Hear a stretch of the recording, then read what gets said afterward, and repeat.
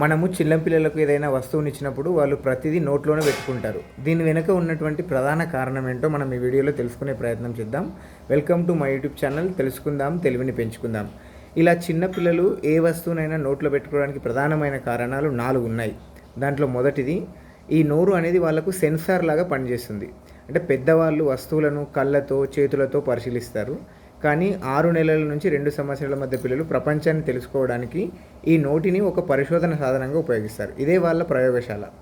నోటిలో స్పర్శ గ్రాహకాలు చాలా ఎక్కువగా ఉంటాయి.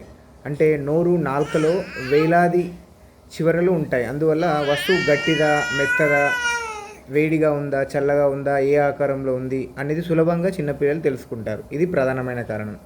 నెక్స్ట్, మెదడు అభివృద్ధిలో భాగం ఇది.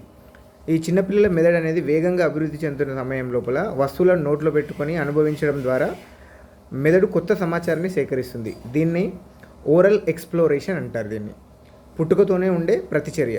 పిల్లలు చిన్నగా ఉన్నప్పటి నుంచి సక్కింగ్ రిఫ్లెక్స్, చప్పరించే సహజ ప్రతిచర్యను కలిగి ఉంటారు. అందుకే చేతి వేళ్ళు, బొమ్మలు, ఇతర వస్తువులు నోట్లో పెట్టుకోవడం అనేది సహజం.